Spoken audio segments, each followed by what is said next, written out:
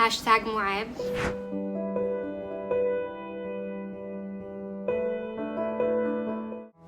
أهلا فيكم، اسمي مروة. نورتوا إذا كنتوا متابعين جديدين لهذه القناة، وإذا ما كنتوا جديدين حياكم مرة ثانية. أبغى أتكلم عن أهمية الصحة النفسية، بتكلم عن الاضطراب النفسي اللي عندي.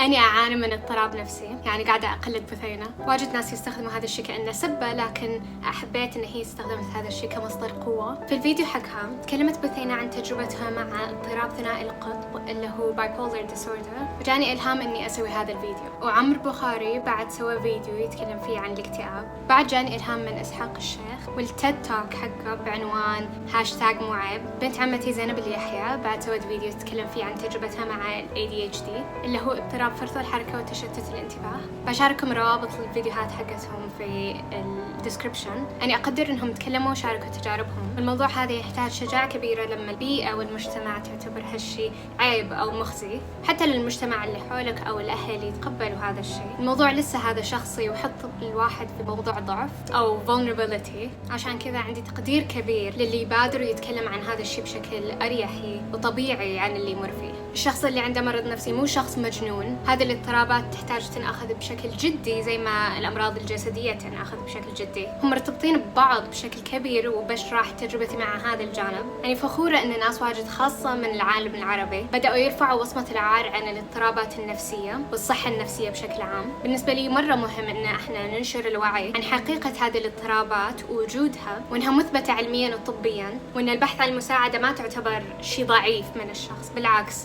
هذه حاجة قوية من الشخص. كل ما نحمل إن احنا نتكلم عليه أو نطبعه، كل ما بيستمر الناس يتجاهلوه، يستخفوا به أو يصرفوا النظر عنه. السماع عن الأمراض النفسية شيء واحد، لكن شيء مرة مختلف لما تعرفوا شخص يعانوا منها أو انتون بنفسكم تعانوا منها، وهذا يخليكم تتعاطفوا تتثقفوا بالموضوع أكثر. ما أظن إن الناس مفروض ينتظروا لين ما تأثروا بواحد من هذول الموقفين اللي ذكرتهم. أكيد لازم الناس يثقفوا نفسهم بالموضوع. لازم أذكر إني مو خبيرة في الموضوع، فلو سمحتوا اسألوا الخبراء وابحثوا في مصادر موثوقة وعندها مصداقية. إذا عندكم أي أسئلة عن الأمراض النفسية أو الاضطرابات النفسية أو الصحة النفسية بشكل عام، تجارب الناس مع الاضطرابات النفسية بتكون مختلفة عن بعضها حتى لو كانوا يعانوا من نفس الاضطراب النفسي، وهذه بس قصتي معها.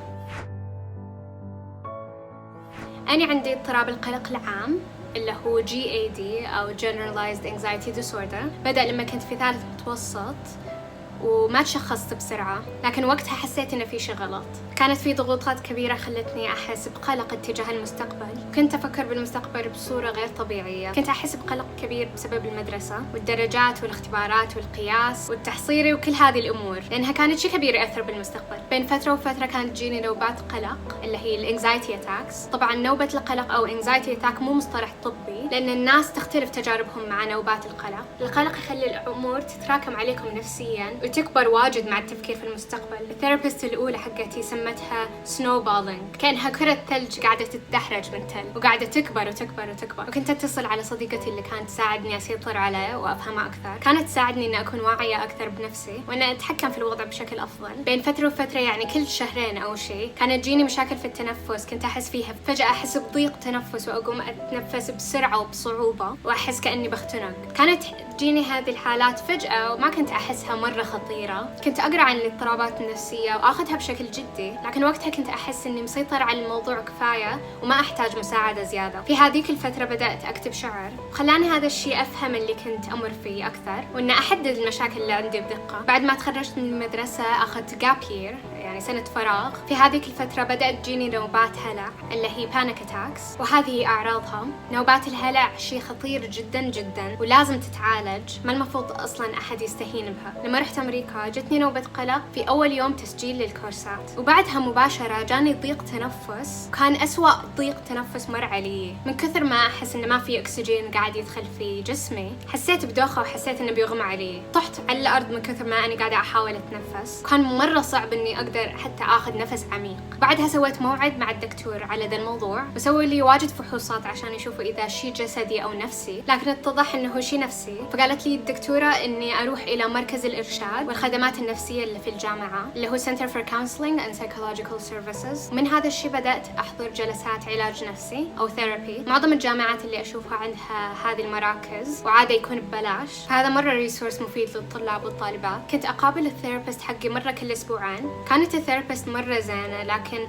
طرقها العلاجية ما كانت مفيدة بالنسبة لي واجد. كانت أكثر شيء تسألني أسئلة وتنصت لي، مع أن هذا الأسلوب مفيد للناس اللي يحبسوا مشاعرهم أو اللي ما يعرفوا يفضفضوا، لكن ما كان هذا الأسلوب يساعدني لأني أفضفض واجد، أكتب، أدون، أتكلم مع أصدقائي وأهلي. لاحظت أن حتى لو كان يومي جيد كانت تجيني مشاكل نفسية بكثرة، كانت مفاجئة وحادة لدرجة كنت أتفادى النشاطات اللي تخليني أركز على تنفسي، زي إن أمشي بسرعة أو أركض أو أسوي تمارين أو غيرها، لأن التنفس شيء تلقائي كل ما تركزوا عليه كل ما يصير أسوأ. كان شيء مرة محبط لما أركز على تنفسي بشكل هوسي، كان صعب إني ما أركز لأن تنفسي كان سيء. صار الوضع أسوأ لين ما اقترحت الثيرابيست حقي إن أروح لدكتورتي وأسألها عن أدوية لعلاج القلق. بعد ما تكلمت معاها شخصتني الدكتورة باضطراب القلق العام، وبدأت آخذ أدوية. التشخيص مو معناته إن أحتاج غصب آخذ أدوية، أنا اللي اخترت أجرب لأن الأشياء الثانية ما نفعت عندي وما حسنت تنفسي. الدكتورة شرحت لي إن الهدف من الأدوية مو علاج القلق بشكل كامل، بس إنها المفروض تحقق استقرار كافي عشان أني أقدر أسيطر على صحتي النفسية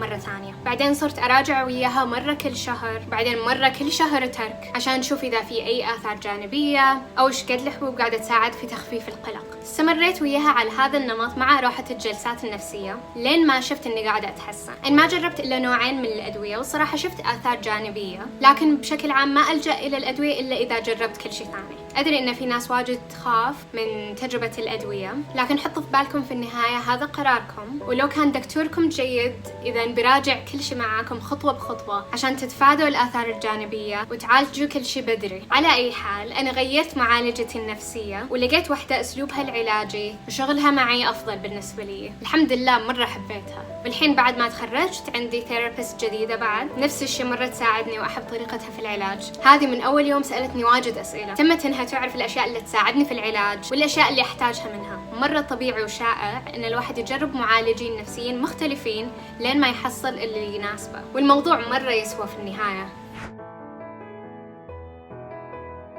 بعدين فهمت كيف أن الصحة النفسية مرتبطة بالصحة الجسدية. في حالتي الضغط والقلق كانوا يبينوا في تنفسي في البداية، لأن ما كنت أعرف أني أي أحد عنده قلق وعنده مشاكل في التنفس من القلق، ففكرت أن عندي اضطراب حاد ممكن، بس مو هذا معناته بشكل عام. بالنسبة لناس ثانيين ممكن يجيهم صداع نصفي أو صداع عادي أو خفقان في القلب أو أعراض ثانية غيرها. شوي ايرونيك أو يضحك أني كنت أشوف نفسي مختنقة مجازيا، وأذكر هذا الموضوع دائما في الأشعار اللي كنت أكتبها في البداية. ودكتورتي قالت لي إن الشعور هذا كان يغير طريقة تنفسي، كأنه قاعدة تتقلص قصبتي الهوائية من عدم الراحة والضيق. كنت أتنفس بشكل طبيعي، كل شيء كان صحي، لكن لاوعيا كان ينعكس على تنفسي وشي كنت أسويه تلقائيا. بعد ما عانيت بهالموضوع لفترة طويلة ل8 سنوات، لاحظت إني لما أريح نفسي وعضلاتي وأسوي تمرين تقنية الحواس الخمس، لما أعطي الموضوع وقته وأكون صبورة، بيصير أخذ أنفاس عميقة بدون ما أضغط على نفسي واجد. لكن إذا حاولت أضغط على نفسي إنه كأنه غصب فما يصير. وصلت لمرحلة إني ما ألاحظ حتى هذه الأعراض، وكل ما صرت أقل قلق وتوتر كل ما صرت أتنفس أحسن ويكون تلقائي أكثر. طبعا الموضوع يتغير كل ما تغير حالة صحتي النفسية. حدرت نفسيا بشكل شديد في معاناتي مع القلق، ما جتني أفكار انتحارية، لكن ساعات كنت أحس إن الوضع بيكون أسهل بواجد